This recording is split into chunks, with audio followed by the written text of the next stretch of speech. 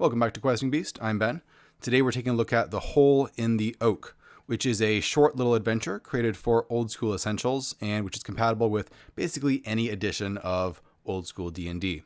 Before we get started though, quick shout out to Adam McCormick for recently becoming a patron over on the Questing Beast Patreon. Thanks so much for helping out, Adam. Also, remember to subscribe and hit that bell icon if you are not subscribed to the channel. So let's get into this adventure here. So this is created by Gavin Norman. Here's the back cover here. It's designed for characters of 1st to 2nd level. So it says a hole in an oak root tree leads characters down to a maze of twisting, root-riddled passageways, the chambers of an ancient wizard complex, and the banks of an underground river where once a reptile cult built their temples. This seems to me to be a really great starting adventure. Similar to what you might see from Tomb of the Serpent Kings, which is another adventure that I reviewed a little while back. It's, like I said, for 1st and 2nd level, it's very easy to run. It's very straightforward, and there's a lot of fun variety of encounters in there. You're not just going to be fighting, skeletons one after another again. Let's look at what we get inside here. Here we have our map. Map's really great. I like how it's at the beginning of the book. It's extremely clear and easy to read. It's done by Carl Sturenberg, who also did the map for Winter's Daughter, which is another dungeon by the same author. I really liked Winter's Daughter. That also struck me as an excellent starter adventure. These are my favorite kinds of adventures to collect because they're just very fast, they're simple, they're easy to run, and they're not too fancy. They're not trying to do anything really strange or really out there. They're just giving you an easy to run adventure that's very clear. I really like how this map has the monsters that are in the different rooms, right? So this room's going to have lizards in it, this will have shadows in it, and so on. One thing that I would have liked is to have even more information on this map, particularly room names and maybe even short descriptions of the basics of what's in each room. I think you could fit that on this map just with a little bit more information. I think some of it was kept off to make the map a little bit cleaner, but usability, I think, should be an even higher priority. An even better thing would be to take this map and put it right here at the beginning, although I think that may have been just a publishing constraint, because I don't know if you can really publish on these sheets when you're printing a book like this. So not really a big complaint there. We have an introduction at the beginning. This is very much a mythic underworld sort of adventure, so it kind of makes sense. You have a variety of factions down there, and they have reasons to hate each other, and they have just motivations in general, which is great. Don't look for a very carefully worked out system of caverns here, though. This is definitely, it goes by the kind of mythic underworld dream logic, where things kind of have their own internal logic to them, and you're not supposed to think about it too hard. You're here to explore, find the weird stuff there, and try and get the treasure out while staying alive. We have a short little section on history, just to give you a general sense of why some things might be there. You got your factions here, which include gnomes, ogres, fauns, troglodytes, and ghouls. We have relationships between the factions, which is great, because that way you can do some faction play and turn one group against the other. Some unanswered mysteries. Not everything in this dungeon has an explanation. So there are some things that they just don't tell you. And you can either provide that explanation yourself as a dungeon master, or you can use it to link up to other adventures. We've got some rumors to start off with to give players a reason for going down there, some true and some false.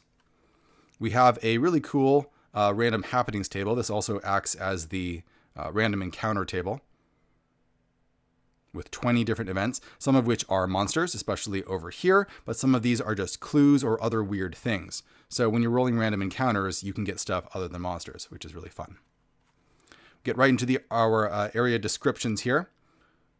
All of them are very cleanly laid out. They're laid out in the same way that we've seen in Winter's Daughter, if you go and check that review that I've done previously, where you have the number of the room, the name of the room. You have the most important things are usually right there at the front. For example, it has a sandy floor, moss root walls and roof, and a low tunnel. And then in parentheses, it has a little bit more detail. So you can just scan the bolded words to get the gist of it. And we have some of the main features have their own little heading with more detail. So the layout here is good in the sense that you just have to look at these main bolded words and these headings to quickly parse the main stuff that's going on there. And then as players investigate and ask for more detail, you can quickly move down the kind of information tree to grab what they need to know.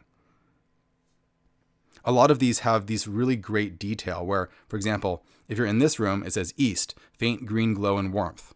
Or if you're at this junction, it says north, distant rushing sound like wind or water, east, faint green glow, warmth.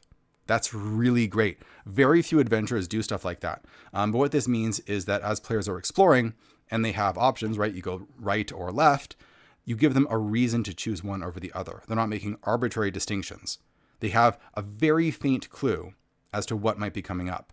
And at the very least, it distinguishes it from the other door. So they are making actual decisions. They're not just flipping a coin.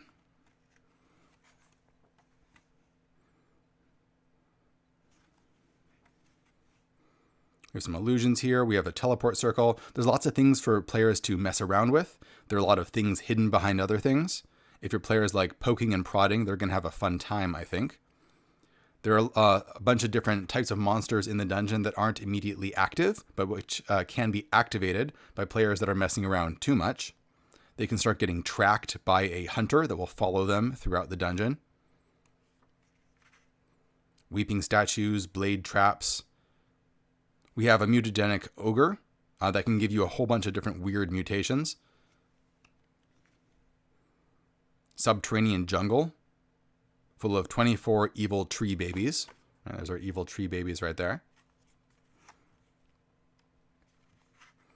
We have a underground river, which is always great for any kind of tunnel system because that adds an element of dynamism where things are moving. You can fall in, you can get swept away. Just another thing to keep in mind. We have some cool treasure here, like the Azure Serpent Blade, which gives you some cool little abilities here. Got some holes and crevices. So there is a natural cavern with all these little holes in it.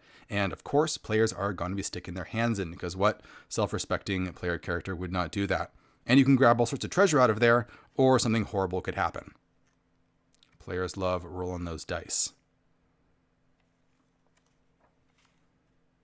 We have a variety of heretic gnomes. There's a whole faction of gnomes down here. You're given a lot of names, their sex and age, traits that they might have, what's the gnome got under its hat. It's great. All these little details that you know players are going to mess around with, and the book gives you things to tell them. And there we go, with a little bit of notes at the back for expanding the dungeon.